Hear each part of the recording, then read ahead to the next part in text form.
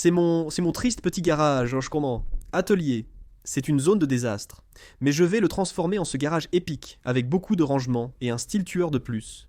Je vais vous montrer comment j'ai économisé des milliers de dollars en le faisant bienvenu à Haxman à tous. La première chose que je dois faire est de sortir ce désordre de...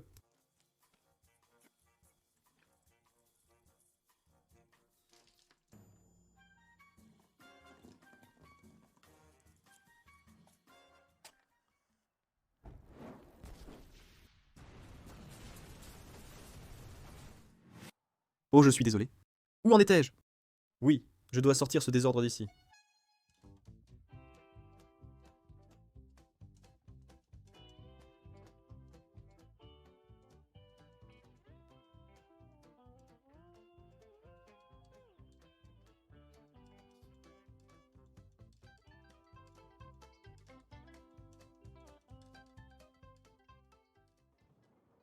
Je commence à manquer d'espace pour stocker tous ces déchets. Donc je vais prendre cette table que j'ai depuis des années, et je vais y ajouter des armoires. Et je vais construire tout cela à partir de feuilles de medium density fiberboard. Et le medium density fiberboard est lourd, mais c'est sur des roulettes qui peuvent supporter le poids, et cela va être super facile à travailler avec. J'ai utilisé une application gratuite en ligne qui planifie automatiquement les plans de coupe. Mec, c'est vraiment génial. Cela m'a évité d'acheter du medium density fiberboard, en plus que j'aurais dû stocker après le projet. Après avoir vidé l'atelier, je n'ai pas retrouvé ma colle, donc j'utilise de la moutarde à la place. Ces clés ont très bien fonctionné.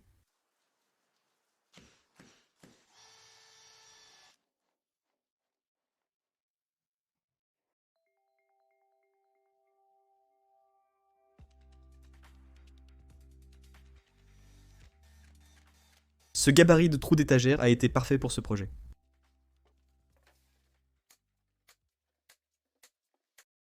Cette table a été conçue avec un système d'aspiration, mais comme je ne l'utilise plus, je vais le retirer complètement. Malgré mon expérience sur des projets similaires, je ne retiens jamais la leçon. Je construis toujours les choses de manière trop serrée, comme pour le poulailler, et je dois ensuite lutter pour les faire rentrer.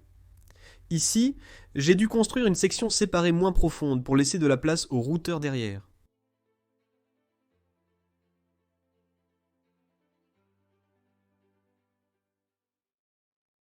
Cet établi a subi sa part d'abus au cours des dernières années.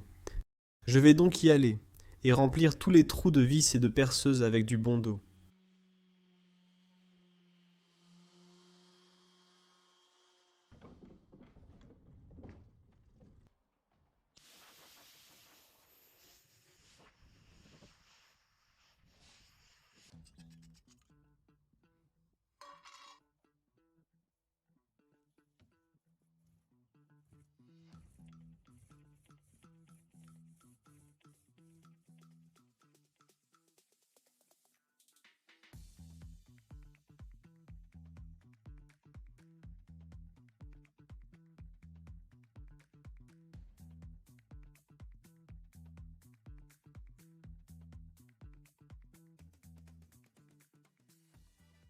Quand je découpais les armoires plus tôt, j'ai aussi découpé ces portes pour l'établi et je suis en train de les arrondir maintenant.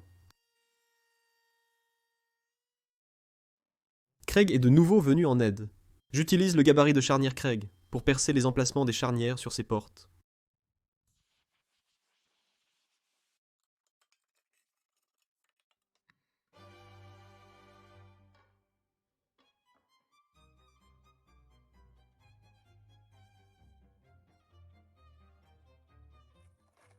Maintenant, je peux enfin organiser toutes mes vis et qu'est-ce que c'est? C'est une boîte de Robin, mec. Les Canadiens deviennent fous en voyant ça.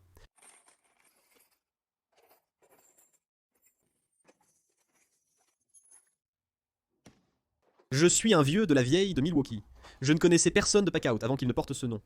Vous pouvez voir ces trois premiers. Ils ne font pas partie de Packout, c'est juste l'ancien système d'antan.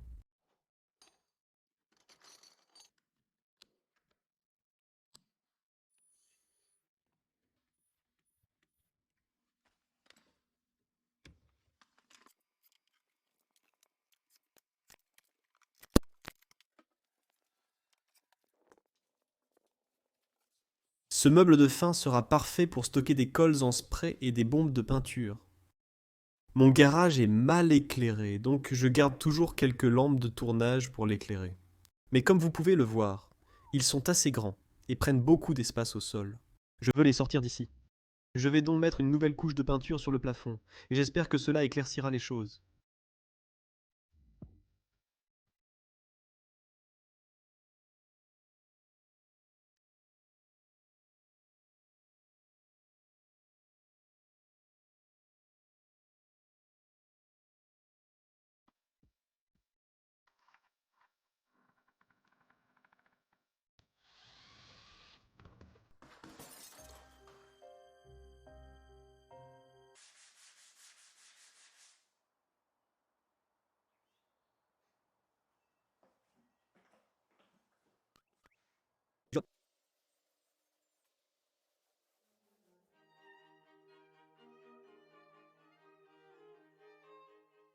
J'ai dû câbler ces prises pour ce qui va suivre.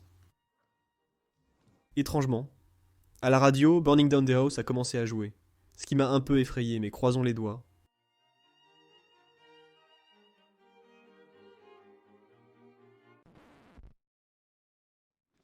D'accord. Abordons sérieusement le problème d'éclairage. Maintenant, c'est un kit de lumière hexagonal. Ces derniers émettent environ 66 000 lumens de lumière. Donc ça devrait vraiment éclairer ici. L'astuce pour accrocher quelque chose d'aussi grand et compliqué au plafond commence par une pré-planification. J'ai tout disposé sur le sol de mon garage, puis j'ai utilisé mon laser pour transférer ces marques au plafond, et ensuite j'ai marqué avec du ruban adhésif pour savoir exactement où tout mettre.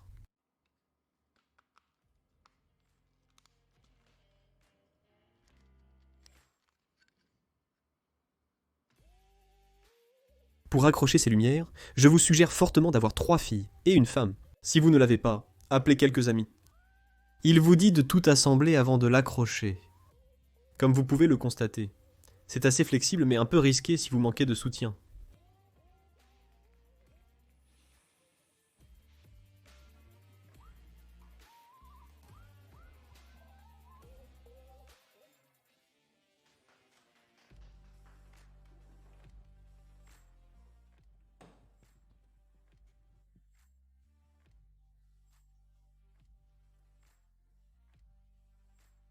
J'avais regardé ces lumières pendant des mois, et en fait j'ai pu les acheter au bon moment lorsqu'elles étaient en solde, et j'ai économisé environ 200 $. Je crois que l'installation entière revenait à environ 400. Le périmètre est simplement branché, donc il va rester allumé tout le temps. Nous laissons de toute façon cette lumière allumée, mais la partie hexagonale est sur un interrupteur. Oui, faisons cela. Avant d'acheter quelque chose d'important, on se demande souvent si ça en vaut la peine, si c'est aussi bien qu'on le pense. Laissez-moi vous dire que ces lumières sont absolument incroyables. J'ai fait ce mur il y a plusieurs années, et je ne pense pas l'avoir suffisamment nettoyé lorsque j'ai mis ces faux morceaux de bois autocollants. Et donc je suis heureux de revenir maintenant, et de corriger tout cela. J'ai commencé avec le maillet à épingle. J'essayais de rester petit, mais j'en ai juste eu marre, et j'ai commencé à mettre des agrafes dedans.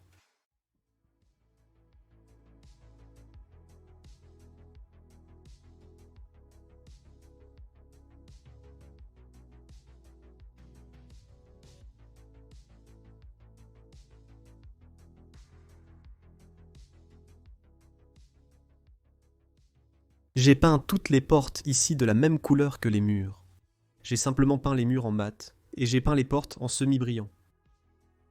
J'ai acheté ce meuble il y a plusieurs années lors de ma première rénovation de garage, mais il fait partie d'un assortiment disparate d'armoires et de couleurs que je n'apprécie pas. C'est terne, donc je vais le scotcher et le peindre en noir.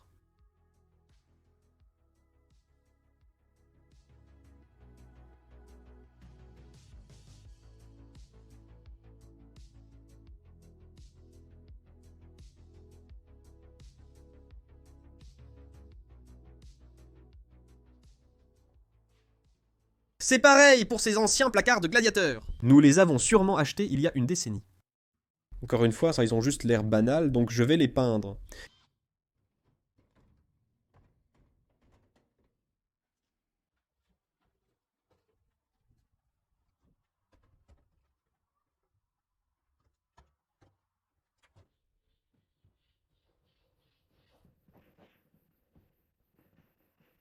Au fait, toute la peinture que j'utilise pour ce projet est une peinture conçue pour être appliquée sur le métal. C'est ce sur quoi je range ma scie à onglet. C'est juste une vieille boîte d'armoire inutile que j'ai depuis longtemps. J'ai ajouté des roulettes au bas et je l'utilise depuis des années. Ça a marché, mais c'était galère. Aujourd'hui, j'ai reçu une livraison.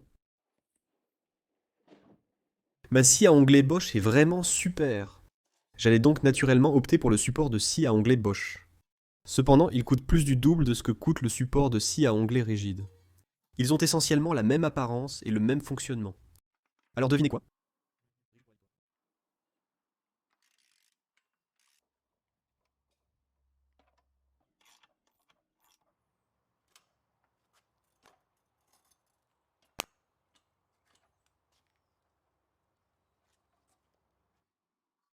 Tandis que je rends tout mobile et plus accessible, je vais aller de l'avant et assembler cette base mobile pour ma perceuse à colonne.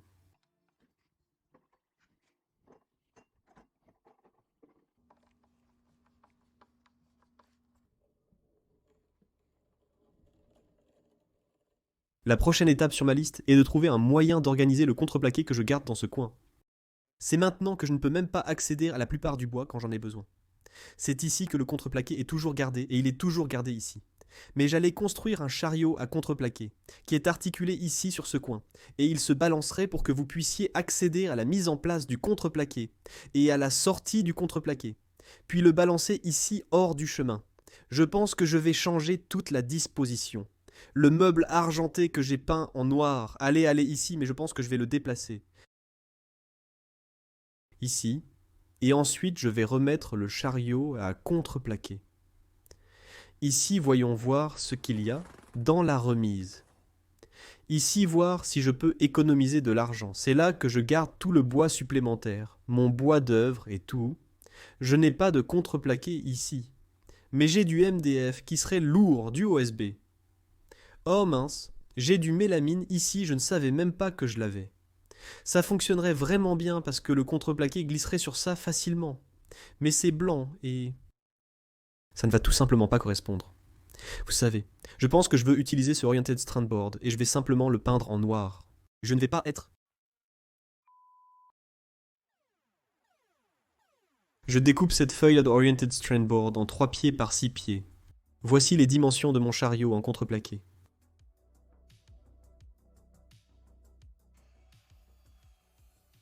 Le cadre de ce chariot de contreplaqué est fait de 2 par 4.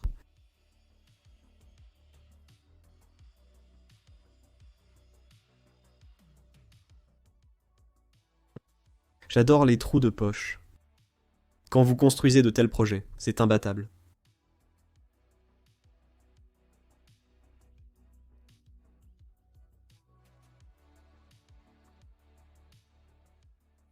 J'ai vérifié si j'avais un forêt plus long, mais c'était le plus long que j'avais.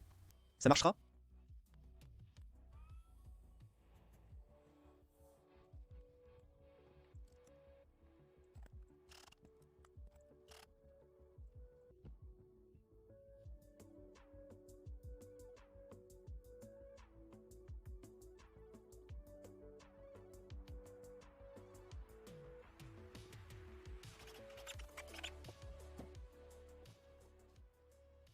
Je vais fixer un morceau de pain de 2 par 4 que j'avais qui traînait sur le bord de ceci. Et cela va simplement empêcher le contreplaqué, chaque fois que je l'ai incliné ici, de glisser sur le côté.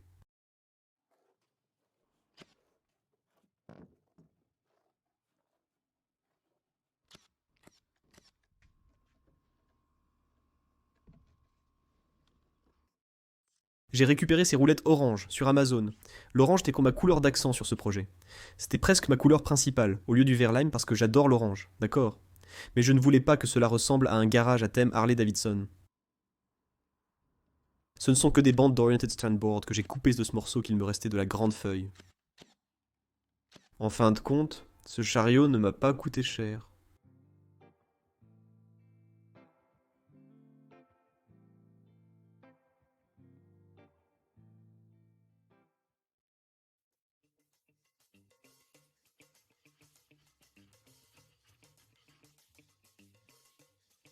C'est génial! J'ai balayé et aspiré le sol du garage et il a toujours l'air terrible. C'est la partie que je redoutais parce que j'ai cherché les différents traitements que je pourrais faire sur ce sol de garage. Et ils sont tous assez chers et demandent beaucoup de travail. Je pourrais y mettre de l'époxy, mais apparemment, il faudrait le refaire tous les quelques années. C'est incroyablement cher. Ou je pourrais opter pour ces très cool dalles de course de garage que les gens posent. Ces dalles en plastique, vraiment cool, sont aussi super chères. Je ne sais tout simplement pas quoi faire. J'aimerais qu'il y ait quelqu'un qui puisse me dire ce que je suis ton RL. Qui es-tu? Pourquoi? Je suis ton sosie YouTube. Beaucoup de youtubeurs les ont là. C'est une édition facile. J'ai 2 dalles de moquette. Une pour chacun d'eux. Eh bien, en fait, elles sont toutes les 2 pour toi. Suggères-tu que je pose des dalles de moquette sur le sol de mon atelier de garage? Tu es une marguerite si tu le fais. Es-tu un idiot? Je préfère le terme idiot savant. Es-tu en train de fumer? Non monsieur, ce sont des bonbons. J'ai un peu un bec sucré d'ailleurs. Les 2 sont un cadeau. Vous devrez payer pour le reste. Téléporte-moi Scotty.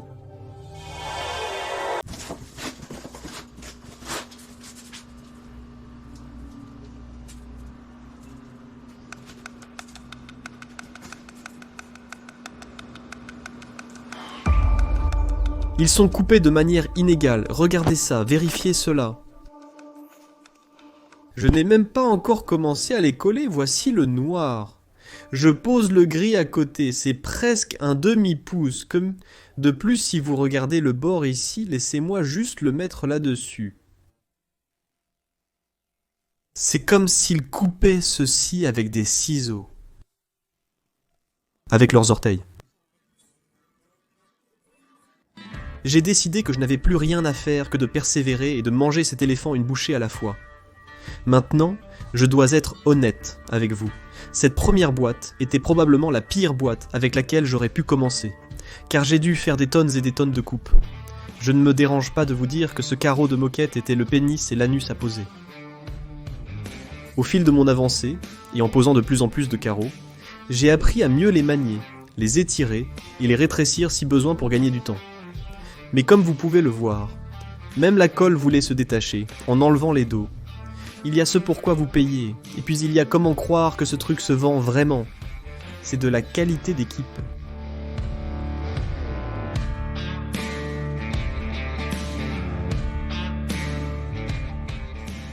J'ai arrêté le tapis à environ 15 cm de la porte du garage au cas où de l'eau s'infiltrerait. En général, cela ne se produit pas, mais je suis aussi revenu, et l'ai fini avec cette bordure en caoutchouc pour le rendre un peu plus durable. Oh mon Dieu, c'est criard. Regardez ce verre, je dois le réparer.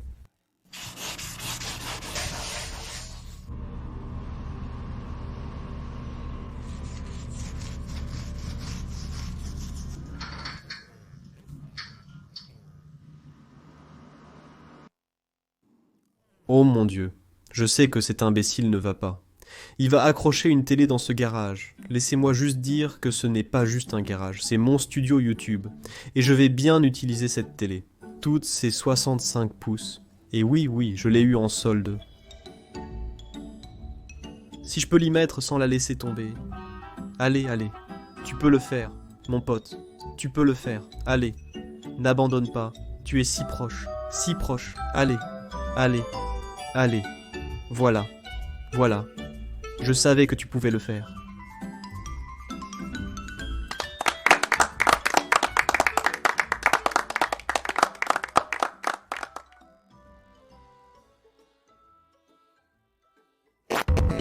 Maintenant, au milieu de ce projet, j'ai reçu une nouvelle imprimante 3D Prusa Mark IV et je n'ai pas pu résister à l'envie d'aller de l'avant et d'imprimer quelques détails de finition.